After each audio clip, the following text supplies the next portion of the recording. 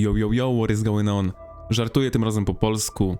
Bardzo krótka piłka tym razem. Dostaliśmy nowego behemota. Kosmicznego ptaka. Gdzieś tutaj jest. Oto i on. No i zrobimy sobie taki poradnik, żebyśmy wiedzieli, o co tutaj w nim chodzi. Będziemy tutaj pracowali na nagraniu z elitarnego najazdu. Jak widzicie, tutaj mamy już 40 na 40 osób. Wszyscy dali ready, więc za moment powinniśmy tutaj zaczynać.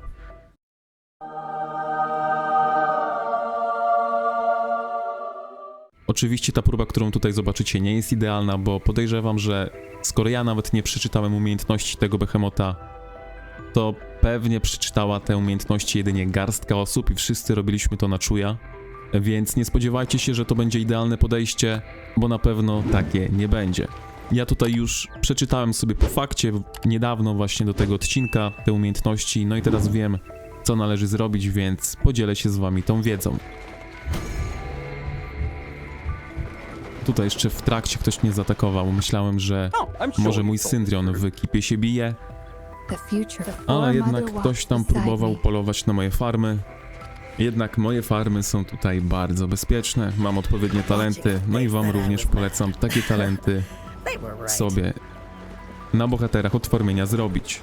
Talenty, jakich używam, są na Discordzie, więc tam możecie sobie to sprawdzić, a my tutaj przejdźmy do naszego behemota. Tutaj ten pierwszy atak jest praktycznie nie do uniknięcia. No, te obrażenia na klatę musicie po prostu przyjąć, więc wszyscy jesteście osłabieni o jakieś 50 000 prawie. Atakiem, którym wszyscy oberwaliśmy w tym leżu, to był właśnie ten atak, który zadaje obrażenia o wysokości 15% maksymalnej pojemności Legionu.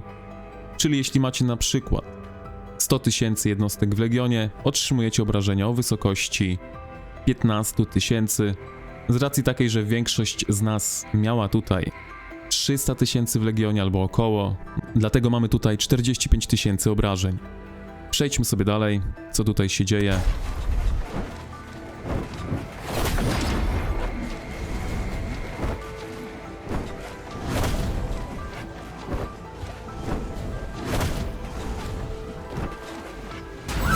No na razie to się nic tutaj nie dzieje. Tak sobie tutaj dostaje obrażenia. Tego ptaka, który się pojawia, zawsze musicie zniszczyć. No i w miejscu, w którym ten ptak zostanie zniszczony, pojawia się taki okrąg, no i z tego okręgu również musicie wyjść. Jeśli ten okrąg pojawi się na wodzie, to ta woda wtedy będzie zadawała obrażenia przez minutę. Jak widzicie tutaj, że ta woda się tak świeci w taki ciekawy sposób.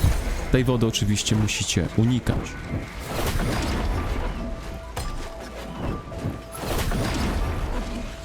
Za chwilę będzie bardzo ciekawy moment. Tutaj był drugi ptak, którego musieliście pokonać. No i za moment powinien się tutaj pojawić taki bardzo ciekawy moment. O, w tym momencie ptak aktywuje swój specjalny atak. No ja niestety wtedy nie wiedziałem, o co tutaj chodzi, ale dla wprawnego oka możecie tutaj zauważyć, że ten teren staje się czerwony. No i z tego okręgu, po prostu z tego środka musicie uciec gdzieś na bok. To jest jedyna opcja, żeby właśnie nie oberwać obrażeń o wysokości, tam jest chyba 20%. Tak, to jest właśnie ten atak. Nawet nazwę możecie sobie zobaczyć, że jest to ta sama nazwa. No i ta umiejętność działa w ten sposób, że zadaje obrażenia wszystkim, którzy znajdują się na suchym lądzie, czyli na tym środku, o wysokości 20% ich maksymalnej pojemności Legionu. No i potem, gdy zada te obrażenia na środku, ptak teleportuje się na środek, no i po krótkiej chwili ten ptak zadaje obrażenia również o wysokości 20% maksymalnej liczby jednostek, tym razem wszystkim, którzy znajdują się w wodzie. Więc, żeby tutaj nie oberwać obrażeń o wysokości 20% HP, pierwsze co musicie zrobić, to uciec do wody. Puśćmy sobie tutaj nagranie. No nikt nie uciekł, ja też nie wiedziałem, o co tutaj chodzi, bo tak jak mówię, nie czytałem tego.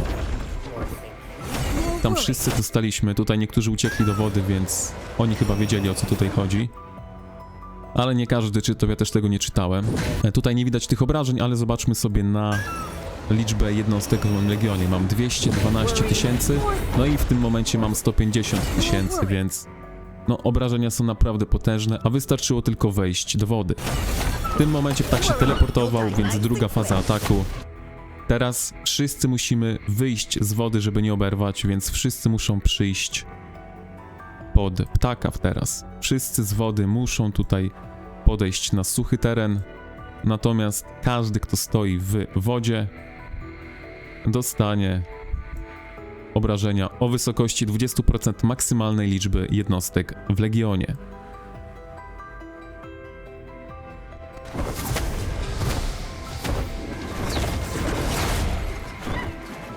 Tutaj sporo osób stało w wodzie. No teraz dalej sobie go atakujemy po prostu. Stracił 50% HP, więc teleportował się na środek. Zaraz nas wypchnie na boki, no i będziemy mogli się uleczyć kamieniami tutaj. A na pewno się to przyda.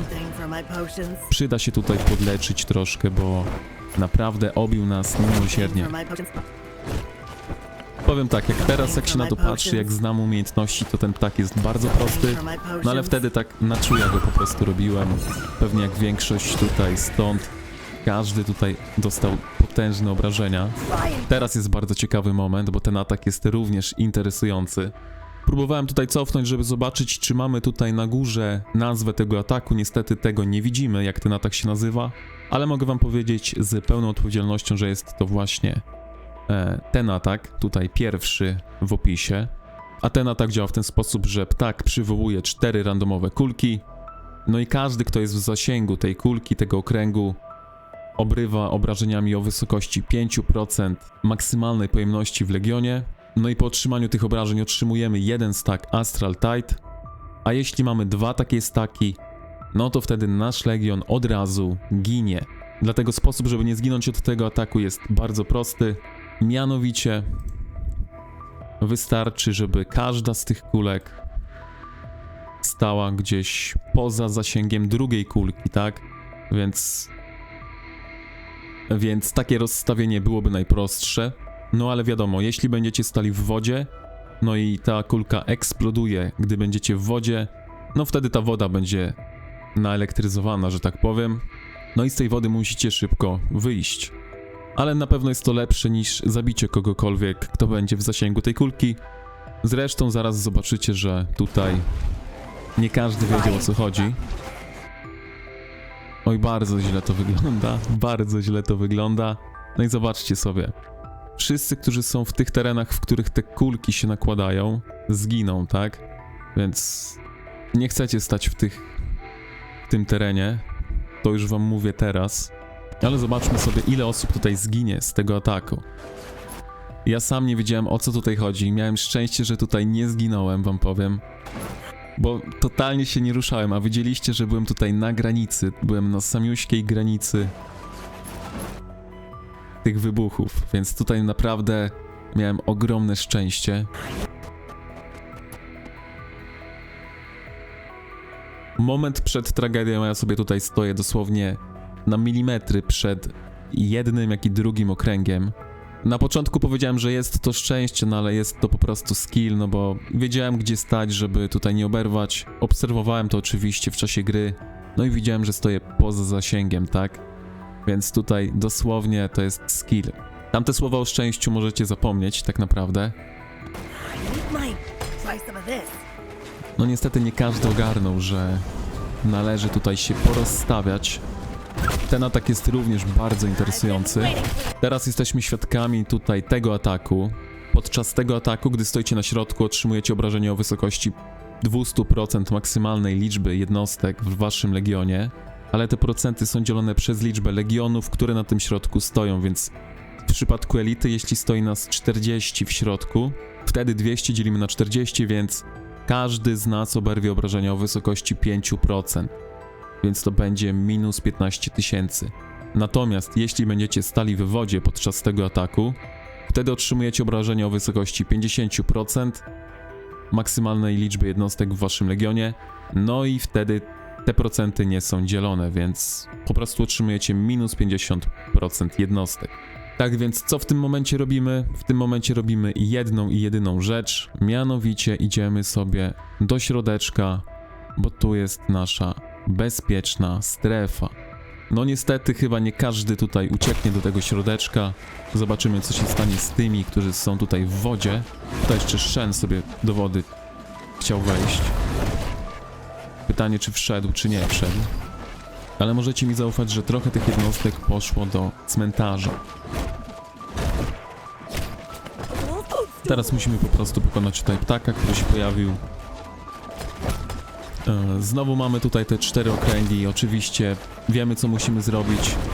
Nie możemy stać w zasięgu, jeden w zasięgu drugiego. W tym momencie tutaj chyba nawet nikt nie zginął. Tak mi się wydaje.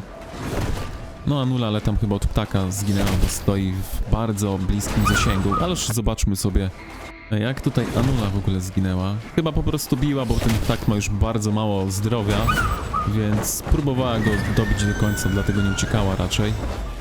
Podejrzewam, że dlatego oczywiście.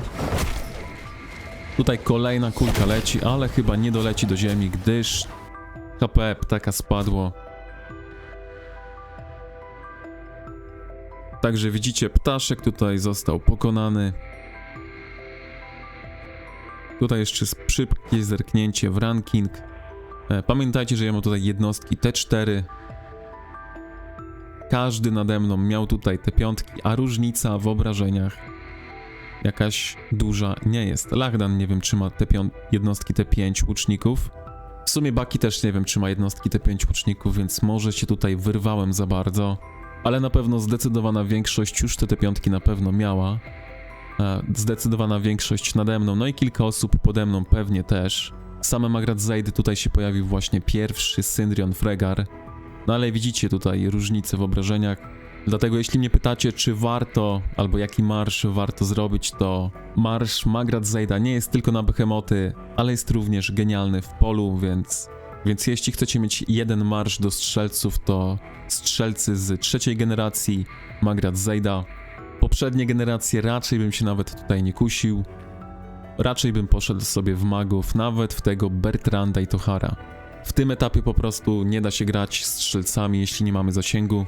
Nawet sam tutaj wyciągam zdecydowanie częściej magów niż łuczników, a jestem mainem strzelców, więc nie chcę, żebyście przechodzili przez to samo co ja. Magowie są zdecydowanie łatwiejsi, no i bardziej użyteczni póki co. No może się coś zmieni, mam taką nadzieję, że bardziej to zbalansują, no bo na polu walki naprawdę na 1 legion łuczników przypada w tym momencie, tak strzelam, 9 legionów magów, więc różnica jest naprawdę kolosalna. A co do samego ptaka, to widzicie, że jest dosyć łatwy. Wystarczy sobie przeczytać albo obejrzeć poradnik. Myślę, że wiele osób woli jednak sobie coś obejrzeć. Ja niestety nie miałem takiego przywileju, żeby sobie obejrzeć jakiś poradnik, a wy za to taki przywilej macie.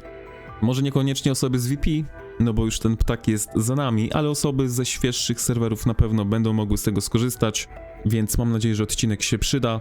Ja będę się tu z wami żegnał, wiecie co robić, trzymajcie się, elo!